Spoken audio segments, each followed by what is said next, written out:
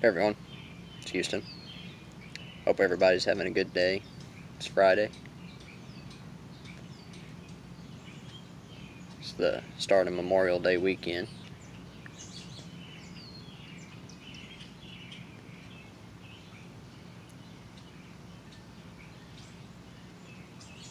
Now, I think I've mentioned in other videos, and if not, I'm mentioning it now, that one of my favorite things to do while smoking a pipe is reading. It really doesn't matter what I read. It's just something about smoking a pipe that, takes me away while I got a good book or whatever in front of me.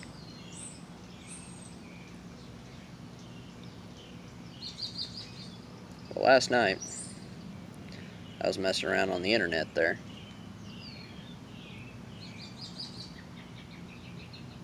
Sorry, got flies getting at me here. They're bad today. Got rain earlier. But anyway, I was on there checking out tobacco reviews. And I should say, whenever I get on the internet, I have this strange tendency to go down rabbit holes. I may start out over here looking for something and end up way over there, looking for something completely different.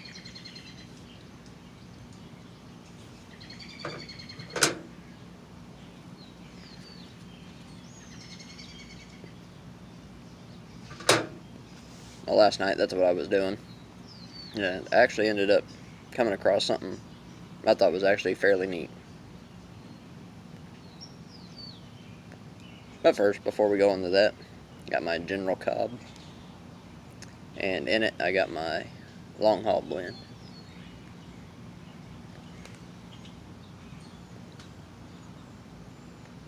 Now, I'm not sure exactly how I found my way all the way down here to this, but I came across an article that was written back in September of 1906.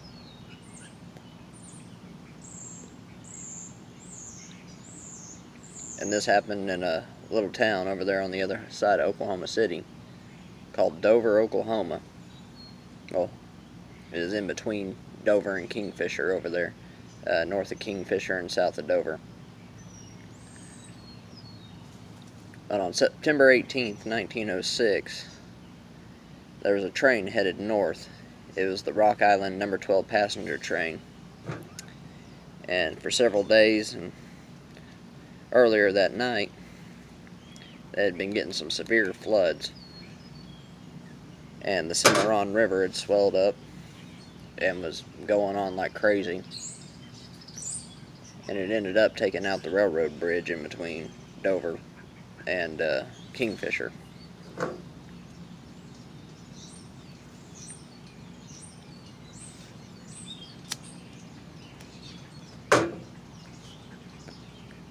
Now, this was 1906, so they didn't really have any warning whenever the bridge went. It took the telegraph wires and everything, so they had no way of communicating.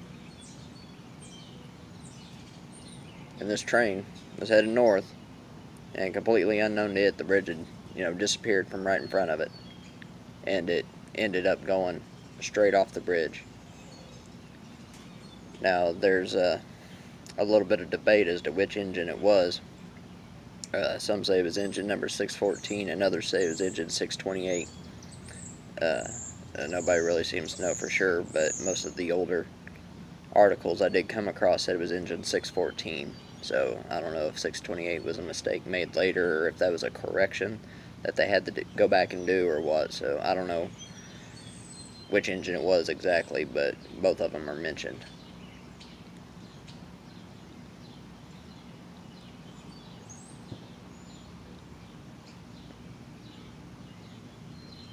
But they were just chugging along at normal speed. And the engine, the tender, the smoker car, mail car, baggage car, and I can't remember if it was one or two passenger coaches, all went off the bridge and into the river. And the engine went nose first, and they said it disappeared almost instantly. And then the smoker car kind of sat there half submerged, half, out of the water. And then the coupling between it and the mail car finally broke. The smoker car sank, and then the rest of the cars were carried downriver.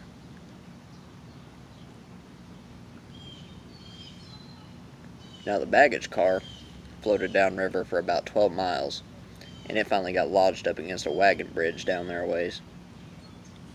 And whenever it got lodged, it didn't take it very long for the pressure to build up behind it and take the wagon bridge out as well.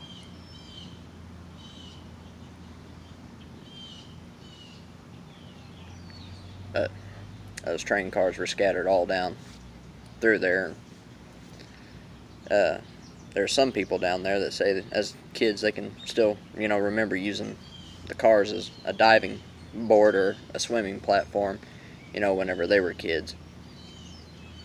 This is according to the source on the internet. They had interviewed several people from down around the Kingfisher and Dover area.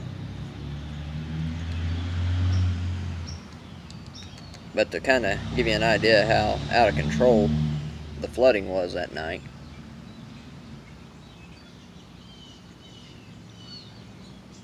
the engineer of the train, he managed to survive. Whenever they went off the bridge, the engine hit the water and it was 20 feet to the bottom. He said he was in the water all the way to the bottom. He managed to escape the cab of the engine and swam to the surface, and he was swimming and was carried downstream on a piece of driftwood for 13 miles.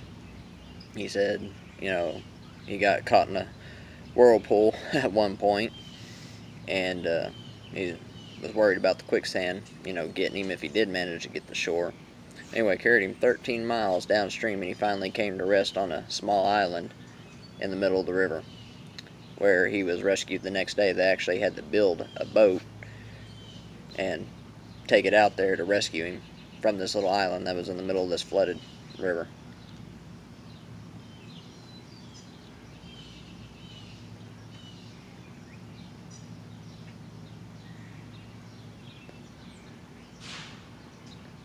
But as you can imagine, most of the baggage was lost. It was never recovered. It was either washed and submerged or caught up in the quicksand and lost, or they just never really recovered hardly any of it. There was a few small items that they were able to recover.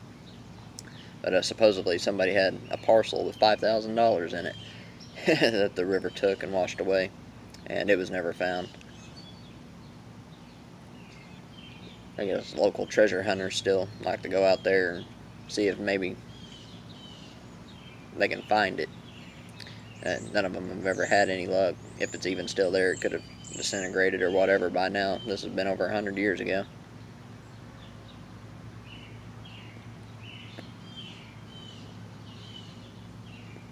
Now, whenever this accident was first reported,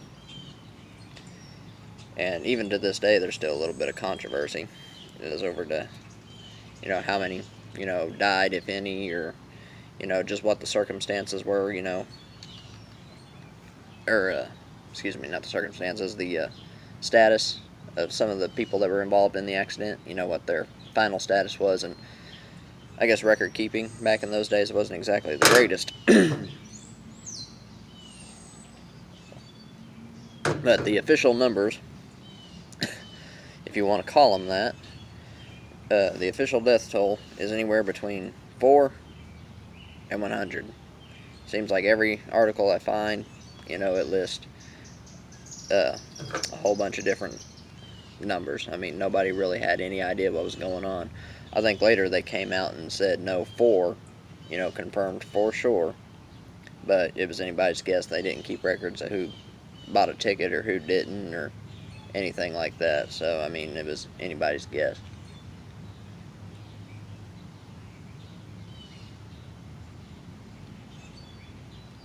But the day it happened and the weeks following, it was billed as one of the nation's worst railroad disasters.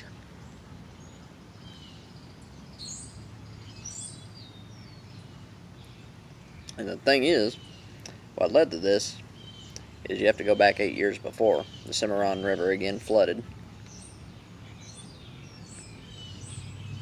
and washed away the bridge back then. Well, the railroad decided that, hey, we're just going to build a temporary trestle there to restore traffic, get things rolling again, and we'll worry about rebuilding this bridge, good later this year.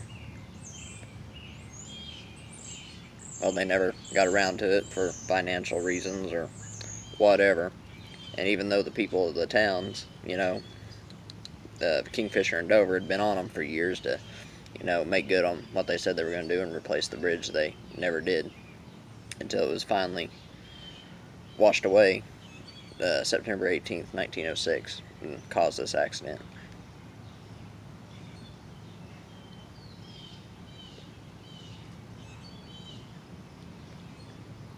But anyway,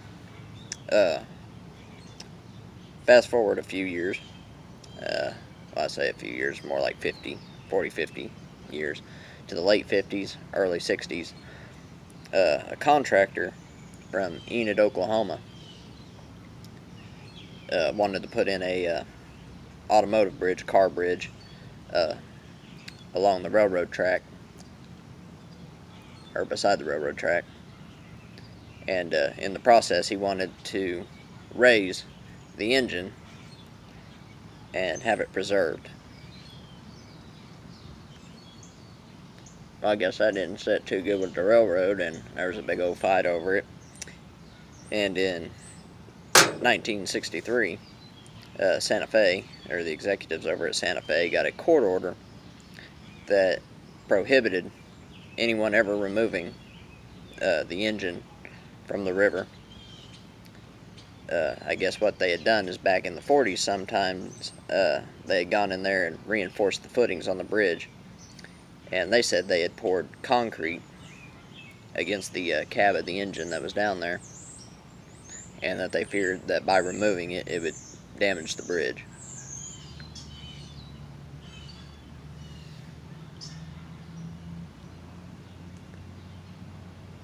So that kind of dashed, his hopes of digging this thing out of the river there and, having it either on display or having it restored or whatever his plans were to do. He still built the bridge there because there's a bridge that goes across that area right there. It's a State Highway 81 or is it US 81? I don't know. Can't remember which one it is, but it's one of those. Anyway, the bridge is there now, and it's right next to the train bridge that they built to replace it. Now, of course, it's better maintained now.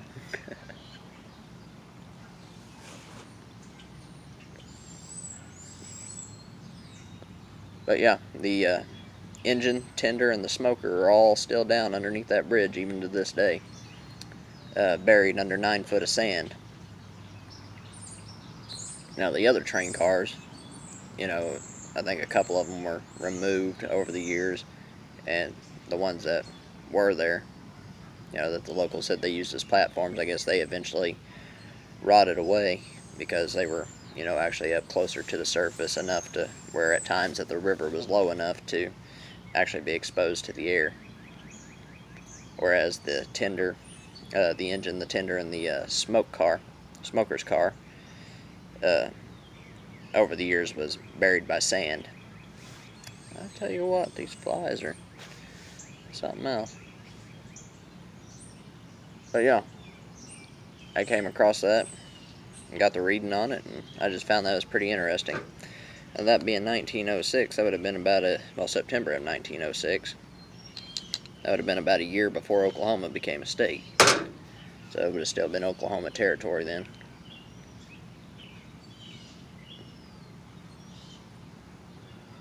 But it never ceases to amaze me, the history I can sometimes accidentally come across, and it's really surprising whenever it's just right down the road from me.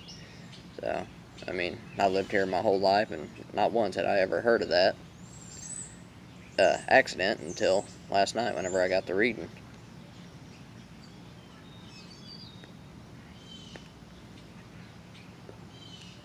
Anyway, I just, thought that was pretty interesting.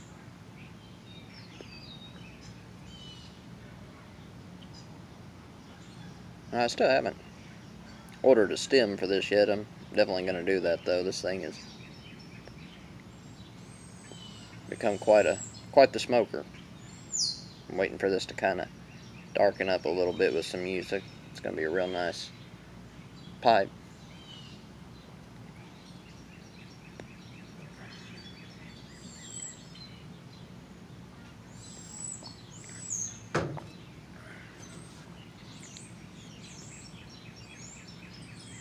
Anyway, I hope y'all enjoyed that. I enjoyed, reading it and going down that rabbit hole.